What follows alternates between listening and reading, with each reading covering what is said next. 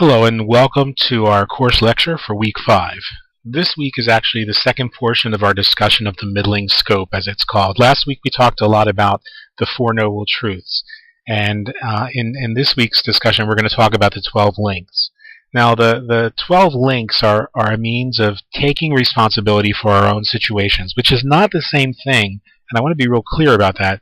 We're not talking about blaming ourselves. We don't need to blame ourselves. There's nothing healthy accomplished by blaming ourselves. See, it's not that we're bad people because we're in samsara. It's not that we're sinners and we deserve to suffer, or that any of the stuff that happens to us, any of the karmic consequences, are some sort of punishment. It's just that when we're not mindful, when I don't take care of myself, I don't explore what's reality and what's not reality. So I continually get myself into messes. It's just the law of cause and effect. Now, in some ways, this is very empowering, because if we get ourselves into messes, if we get ourselves into these screwed up circumstances, then we're also the ones who can get ourselves out of them. All we have to do is stop creating the causes and begin to find a new way to approach those conditions. So let's take a look at the 12 links of dependent arising. The first link is ignorance. Now, ignorance in the 12 links deals specifically with the attitude that doesn't understand or doesn't appreciate who we are, how we exist, how phenomena exists.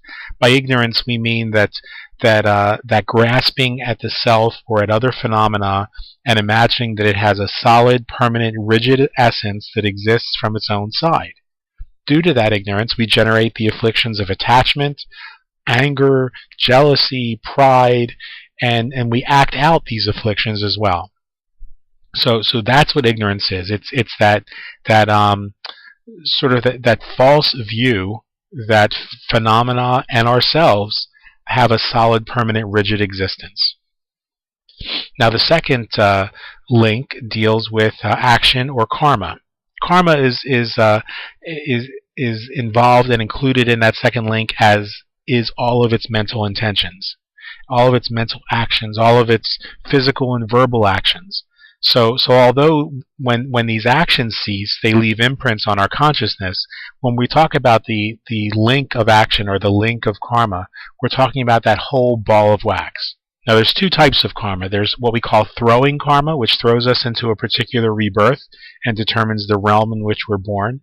And there's completing karma, which fills the rest of the details in of like where you were born, who your parents are, the circumstances of your birth, and so forth. The karma that we're talking about in the second link of dependent arising is throwing karma. So now the third link that we're going to talk about, and we're going to go back and discuss these in greater detail, the third link is consciousness. Now, the link of consciousness has two parts, the causal consciousness and the resultant consciousness. Karma, which is the second link, is planted on the causal consciousness. Our actions plant karmic deeds on the consciousness on our consciousness all the time. So the beginnings of many different sets of the 12 links already exist because they're under the influence of ignorance, or they're under the influence of karma, or they're under the influence of consciousness. So the resultant consciousness, that second type of consciousness, is the consciousness at the moment of rebirth. For example, with good motivation, somebody is generous. They show compassionate care for others. That action plants what we call a karmic seed in their mind stream. So at the moment of that, and when it plants that seed, that's causal consciousness. Now later, when that person is reborn, that karma ripens, and in the next life, the moment that they take consciousness in that next life, that's what we call the second type, or resultant consciousness. Again, let me explain that, because that I know that can be a little bit confusing. Think of two different types of consciousness that are part of this third link. Causal consciousness, and that's the things that we do. So a person has the right consciousness, the right mind frame, the right intentions in this life. Let's say that their motivation is to do good for others. Their motivation is to alleviate suffering. That's causal consciousness. It's the consciousness that causes something in the future. And then resultant consciousness is when those karmic seeds that you plant by doing good works, by compassionately caring for others, ripen, and you take your next birth, that is resultant consciousness. Now the fourth link is name and form. That means the mind and body. Name is your mind and form is your body. The idea is that name and form exists in the nature of the afflicted maturation as a result of karma. During the time of dependent arising of your consciousness, and before dependent arising, the six sources that come about. So, when we study karma, we mention that each action has four results. The first result is maturation result, or the ripening effect. This is the realm that you were born into. We call it afflicted because rebirth is coming about due to the influence of your karma. The resulting consciousness was the moment of conception. So name and form is the next moment after resultant consciousness. Name and form is, we haven't activated the next link of the six sources yet, but right after we take conception, when we're little babies in our mother's womb, to really sort of oversimplify the science there, we definitely have a mental consciousness. We possess our mind stream, and we have tactile consciousness. We could feel things. If your mother goes jogging, it jogs the baby. There are kinds of sensations. If a mother walks into a bright room, the baby sees light, responds to light. If a light is placed on her stomach, the baby will automatically be drawn to that. So there's tactile consciousness there and visual consciousness there. But we're still little babies, and really our eyes are not perfectly working at that point. We can't smell or taste stuff. So name and form is that little slot right after the moment of consciousness. Now, the next link, the six sources, also happen in the womb, and the six sources mean the six senses. So the six sources are the six organs that exist in nature that are afflicted by the karmic ripening. We call these the five aggregates. Actually, during the time of dependent arising, when name and form takes place, then right before dependent arising of the contact has come about, this is when your six sources actually mature. It's the time when all the senses are developing in the womb, when the eyes begin to actually see, when the ears begin to actually hear and respond to sound, when your olfactory and gustatory your taste organs are developing in the womb. We slowly begin to be able to use them either in the womb or right after we're born. So these are called doors because they're able to empower us with the ability to contact the external world or to interact with the external world. These six doors are made up of the five sense doors and the one mental door. So that includes all of the senses of consciousness. Since these senses of consciousness stimulate the mental consciousness, we think about the things that we see, we hear, we taste, we smell, and so we call these the six doors.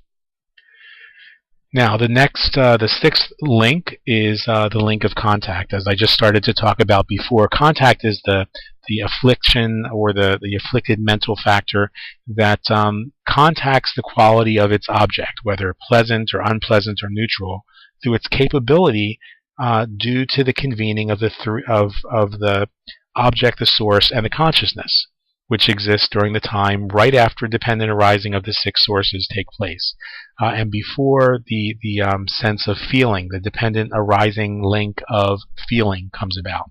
So right after you develop your senses, Buddhism believes that contact is the next experience, the next afflicted mental factor that comes about.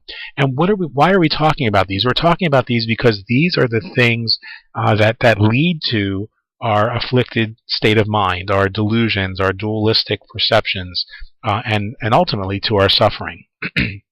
So here we have contact, and contact arises through the object being perceived via one of your senses.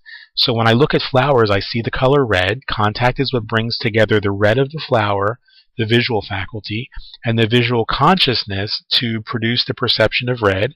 See, when we don't see anything, if there's not an object there, if there's not a faculty and a consciousness, then nothing gets processed. So I can see the color red, and there's the visual sense that takes place, but I also need the visual consciousness to make a connection between that color red and the word red.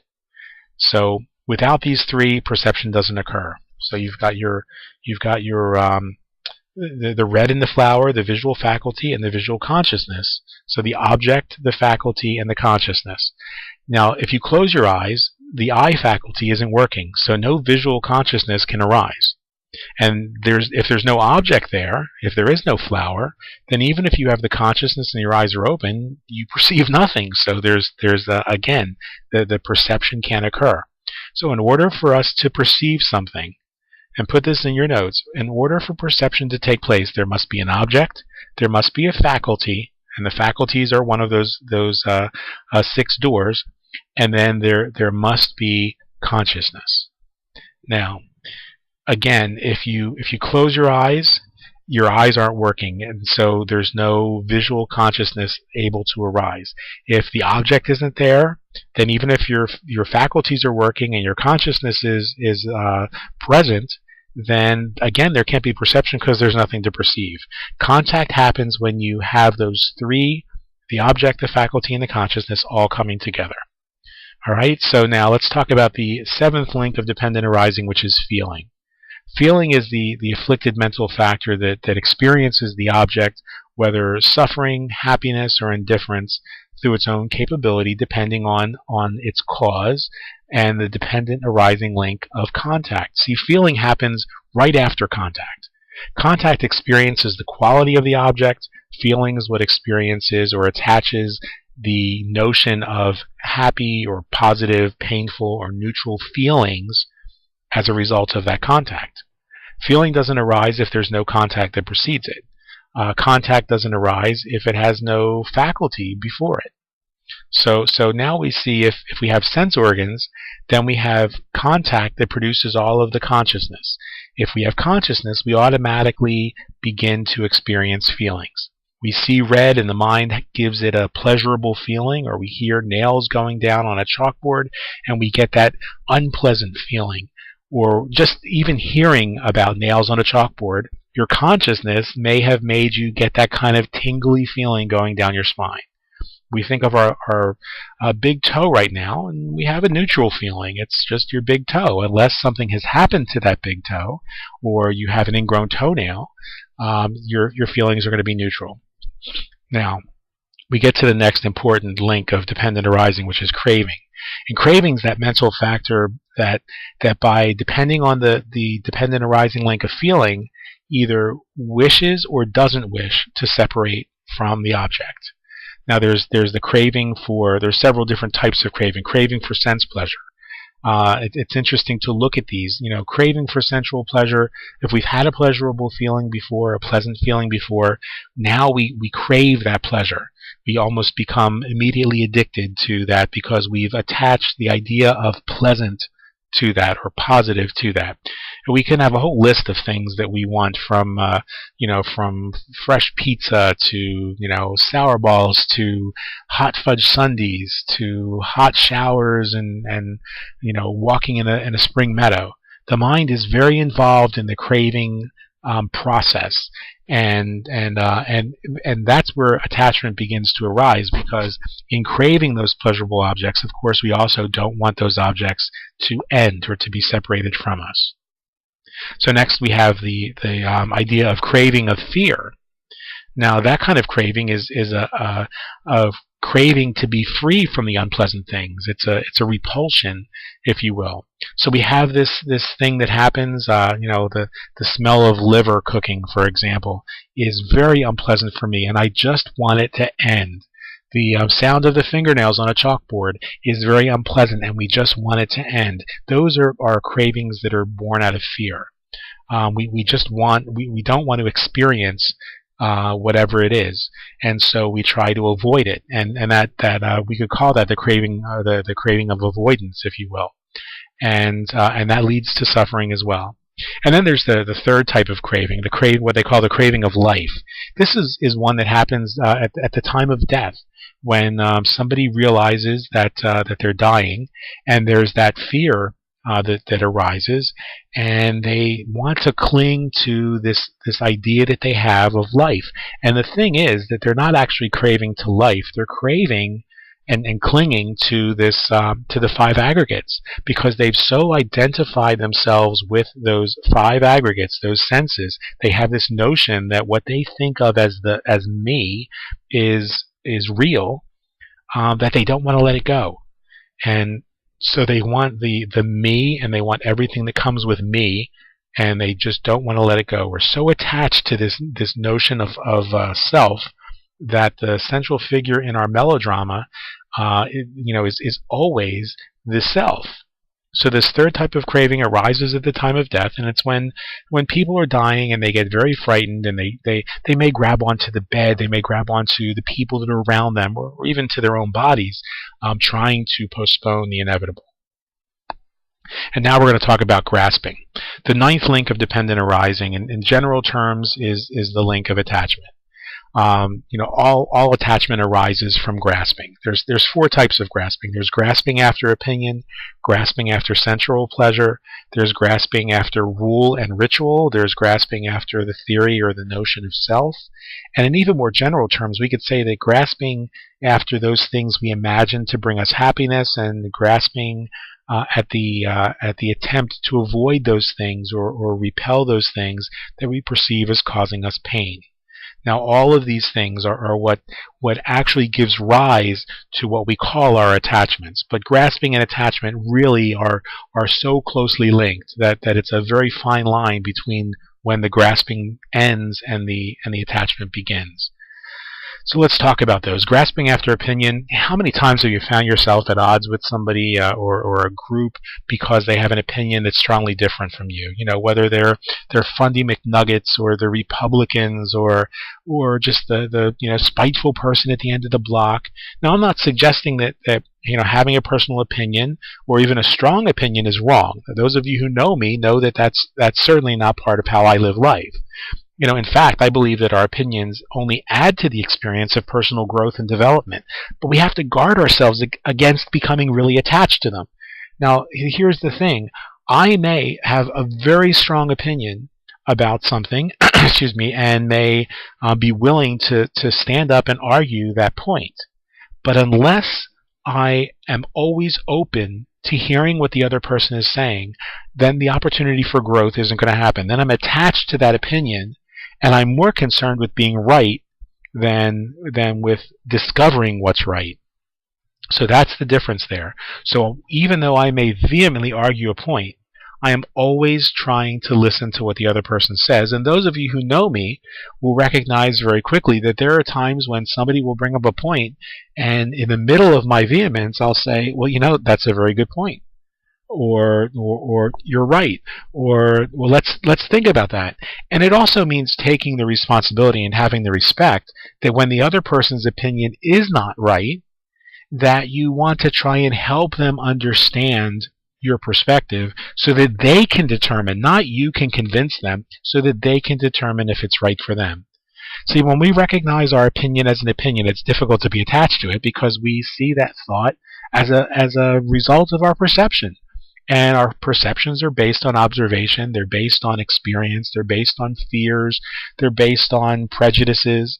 In a world that's not static, our perception is going to shift and change. And that's why Thich Nhat Hanh says that that religion, may not be, our religious ideologies may not be where we want to put all of our eggs into that basket, because they're perceptions, and perceptions are always prone to change.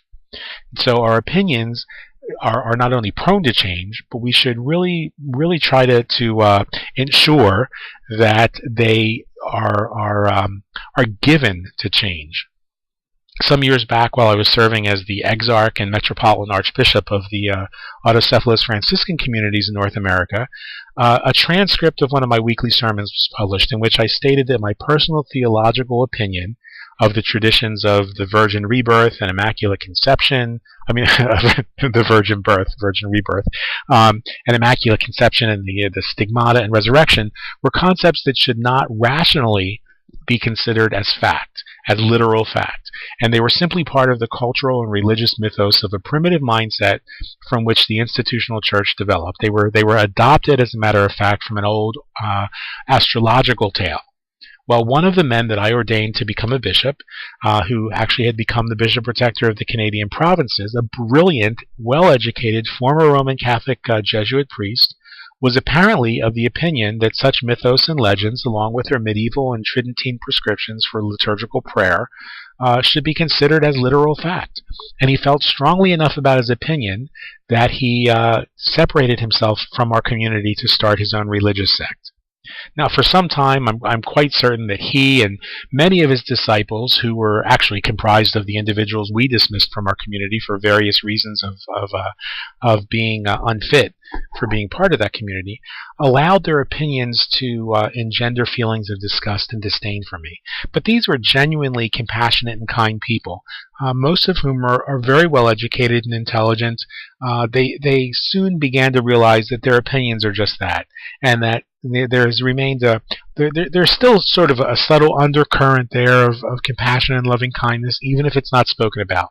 And in the past year or so, several of them, including one particular bishop, has been in contact with me, expressing and demonstrating their concern and their compassion and their prayers in a time of physical health challenges and financial challenges for us. So if there's someone with whom you've not spoken because they're stupid or they don't get it or they're wrong, just consider the possibility that they simply perceive things from a different angle than you, and there's really no right or wrong opinion. Now let's talk about grasping after sensory pleasure. Human sexuality, listening to music, eating your favorite foods, none of these things are bad in and of themselves. The fundamentalist Buddhists and fundamentalists in other traditions as well have this notion that that there's this prescription against sexuality, against listening to music or indulging in your favorite foods. None of these things are dangerous and bad. But again, imagine if we imagine that our happiness comes from owning a certain CD, or attending a concert, or dining at our favorite Indian restaurant, or a night of unbridled passion with some hottie, then we're setting ourselves up for disappointment, and we're grasping, because our happiness can never come from anything external. We have to understand that everything we need for complete happiness already exists within us. Happiness is the object and design of our existence, is the way Joseph Smith, the founder of the Mormons, put it. It's our nature. Unfortunately, his followers miss the point entirely and chose to spend tens of thousands of dollars diminishing civil rights of others so that their self-imposed religious values can be codified into law under Proposition 8. So again, this notion of being so attached to our opinion constantly leads to suffering, not only ours, but suffering for others. Now, it's unnecessary to give any sexual activity, any music, any food, or bubble bath, or anything else up. If you give up something that gives you pleasure, then all you're doing is immediately creating unhappiness. If it gives you pleasure and it harms nobody, you don't have to give it up, but you have to learn to become mindful. You have to cultivate mindfulness. An occasional soak in a hot bath of warm Dead Sea salts can be healthful. It can be invigorating. Spending $20 or $30 a month on spa treatments? No, that could be an attachment. It depends on your circumstances. But if we spent that money on spa treatments that help to improve our health, then there's absolutely nothing wrong with that. Particularly, we have to look and see if we spent money that could be used to help somebody that we know that's in need, and we did what we did for ourselves for selfish purposes, excuse me, then there's an attachment there. It's all about balance and awareness, knowing that what will bring us lasting happiness is only within us, and then accepting that some things are going to come, some things are going to go. Some months I may be able to afford to soak in a warm bath of Dead Sea salts. Other months I might not be able to. And so I have to be willing to let that go and simply learn to be happy in the moment. Now, let's talk about grasping after rule and ritual. This is a biggie. Such dogmatic, theocratic, religious, and doctrinal arguments that cause separation and marginalization from one another are never useful. Many of those who regularly listen to my Dharma talks or people who read the blogs agree that such discriminatory measures as Proposition 8 are unspeakable injustices. But if I were to suggest that any two or more adults ought to have the right to solemnize and legally bind their relationship in a way that they deem appropriate, with the same legal protections, the same legal benefits and status under law enjoyed by heterosexual couples, some of those same folks, including gay ones who got married in Massachusetts and California, would balk. What makes it okay for any two people to marry, but wrong if three or four want to do the same thing? I recently had a discussion with a very liberal, very open-minded bishop in somewhere in the South, we'll just say, and he got his panties in a knot because some of the folks that are involved in his religious community were involved in a polyamorous relationship, and he just couldn't get his arms around that. He said it's immoral, it's wrong, and I just said, if two people should have the right to express their love in a way that's meaningful to them, as long as no one's getting hurt, and as long as they're consenting adults, then why shouldn't three? Why shouldn't four? Why shouldn't eight? So a cursory look through my blog, and you'll see there's countless examples of folks who don't believe I have a right to call myself a Franciscan or Kamal Delay's monk. They don't think I have a right to call myself a Buddhist monastic or a contemplative or a spiritual leader. Why? Because their particular rule of life, their particular religious ritual, their constitution, their theology doesn't allow for someone to teach what I teach. What they fail to understand is that's their rule, their constitution, their theology, and I'm not teaching in their world. I'm teaching in my world. Not only do I strive not to become attached to my own rule of life or to any spiritual religious ritual at all, but I strive not to allow others grasping at theirs to disturb my peace. So, in one of my Facebook discussions I wrote, perhaps our differences in this discussion are semantic. I dislike the word dogma. It's defined as a set of beliefs and doctrines of a particular religion. For me, Buddhism's not a religion. Therefore, I have no use for a dogmatic approach. But I believe that what Rinpoche is speaking of is not really dogma per se, but rather preserving authentic, essential teaching of the Buddha, which we refer to as the Dharma. In the Mahayana tradition, we preserve and ensure the accuracy of that transmission through careful preservation of our lineage. Many existing traditional Tibetan Buddhists dislike the idea of adapting the cultural context of the Dharma to a particular audience. For example, choosing a cultural context that's more appropriate in the West for me as a means of more expediently and more thoroughly conveying the essential message of the Dharma is something I believe in. I respectfully disagree with those who put up resistance and believe that history shows us that Buddha Shakyamuni also adapted his message in the context of his teachings to his audience. The essential truth remains the same. The context is what has to change, because eventually we have to let go of everything, and that includes letting go of the Dharma. That includes letting go of our teachers and the Sangha, because it's all impermanent. Now, this doesn't discount that we have necessity and responsibility for engaged Buddhism. This doesn't discount our responsibility to respond compassionately to anyone who suffers and doing whatever we can to alleviate their suffering. But we can't let that service become an attachment. It has to simply arise from the desire to cultivate true bodhicitta and our aspirations to the bodhisattva ideal. Now, see, there's room in the Dharma for those who wish to practice according to the ancient, even primitive traditions, including some of the more superstitious aspects of various traditions. And if that leads them to realization, I have no argument with it. But there also has to be room for those of us who are ready and willing to let go of our attachments and all of those things that we feel compelled to make the Dharma more accessible. The idea that all we want to do is make the teaching of the Buddha more accessible, more relevant, more clear without the trappings of religion has to be something that there's room for the possibility of in our lives. As a Tibetan Buddhist teacher, I'll freely admit that it's not always easy for me, but my guru never said it was going to be easy. I recognize that the ancient traditions work for me because I grew up in a culture where Eastern philosophy was part of my life from the age of 7. But for most Westerners, as for most of my students, and those that I've ordained, many of our sadhana has become a distraction and a point of confusion. Here in the Hermitage, there are those who who practice traditional Tibetan sadhanas, those who practice Japanese Zen, and a few visitors who drift in and out who are Theravada practitioners. Our common bond isn't our practice. Our common bond is the essential truth of the Dharma, which is found in the Four Noble Truths and the Noble Eightfold Path. Everything else that we do is nothing more than an attempt to expound upon these truths, to clarify these truths, and they're not essential at all. The practices. Valuable? Maybe, for some of us, but not for everybody. See, I sense that these things these are the things that are most important to discuss and to agree to disagree upon. Preserving the Dharma is essential. Becoming attached to it is dangerous and the cause of suffering, like any other attachments. Preserving our traditions is good and wholesome.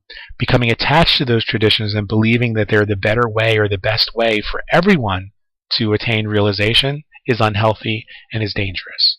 Our role is simply to learn to observe without judgment, to serve without ego. And I'm sure I'm going to be working on that goal for a very long time because it's enough for me. Now let's talk about the last type of grasping, and that really kind of sums up everything we've been talking about, and that's the grasping at the sense of self. The words "I am" are used in the Judeo-Christian mythos as a positive declaration of the indwelling presence of the sacred in all life. But in our daily lives, most of the times when we say "I am," we're investing our energy and our time and our thought in an illusion of permanence and separateness that's not helpful. See, if we adopted that Judeo mystic view of I am as a declaration, a positive declaration of the indwelling presence of the sacred in all things, that would be very different. But when we say I am, it's a selfishness. It's a grasping at this, these five aggregates and imagining that they're permanent and that they're substantial. Again, it's all about our awareness. When we realize that there's no real us versus them, that what the great teacher was really saying when we look at the Aramaic text of the words is, I am one with the way. I am one with the truth. I am one with life. Then it's not problematic to make the I am statements. So again, I can say I am certain that. We have to realize that in everything we think, including the illusion of selfhood, is based on a faulty, ever-changing perception. Therefore, we can't be attached to our thoughts. We can't be attached to our sense of self, our I amness, if you will, because tomorrow, or 10 minutes from now, all of that can change.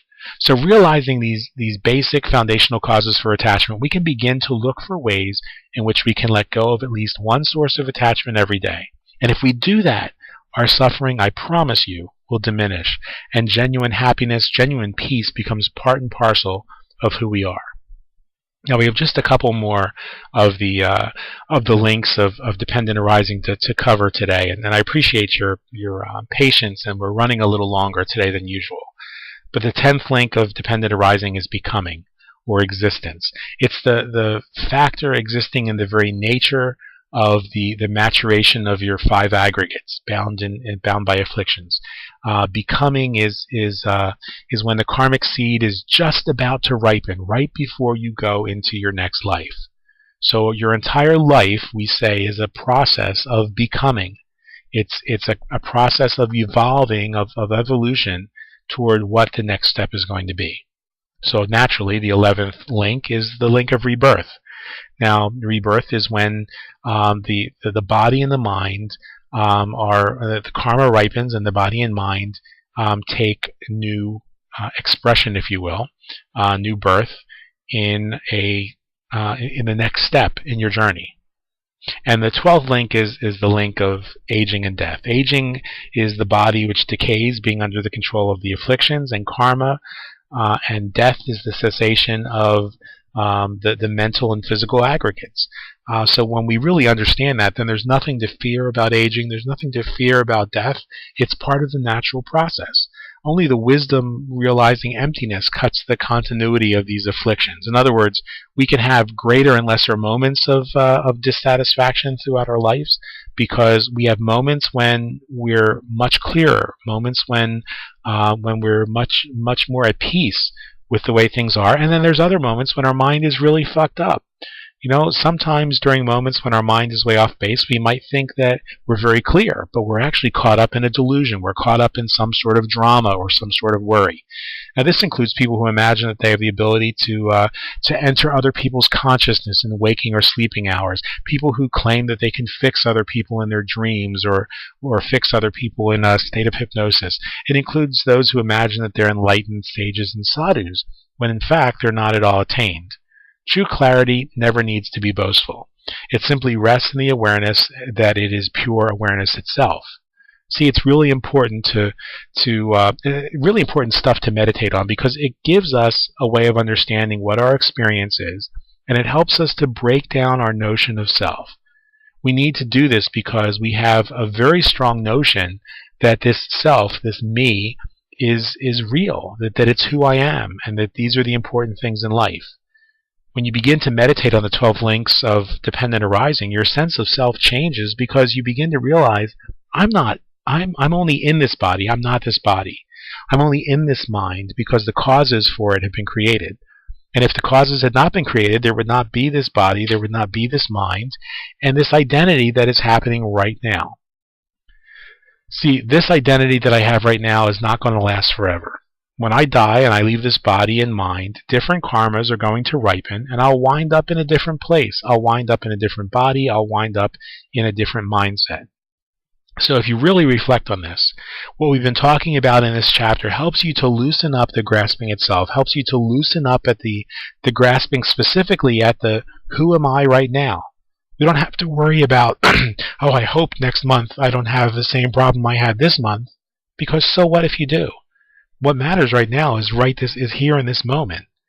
It also helps you to have a different attitude toward the things you consider your problems.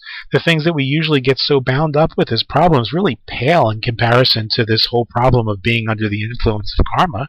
So when we really know that this is the real problem, then all the little headaches that we experience really don't bug us as much anymore. And this, I think, is the greatest lesson that we have to take with us from this chapter. Now, what I'd like you to do is in this coming week, I'd like you to really think about the material. I'd like you to watch the video from last week again. I'd like you to read the chapter certainly again, and listen to this maybe one or two times, so that you can really develop a sense of questions about, well, what does this mean, and how does this link of dependent arising affect me? How does it not affect me? And what can I do to begin to integrate this material into my spiritual practice, and integrate this material into my work as a contemplative. So your assignment for next week is going to be to read the next chapter. I'm going to go ahead and pull those up right now and take a look at what that means. But I'd like you to really spend some time journaling this week. And I don't need to read your journal.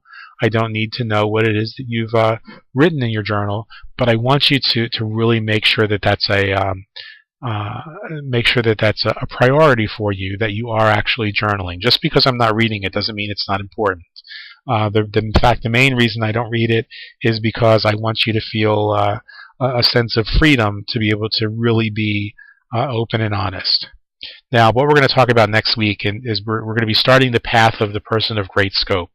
And so I want you to read pages 63 to page 80, which is the Supreme Good Heart. It's an explanation of the training in affectionate love, the training on cherishing love, wishing love, universal compassion, and actual bodhicitta.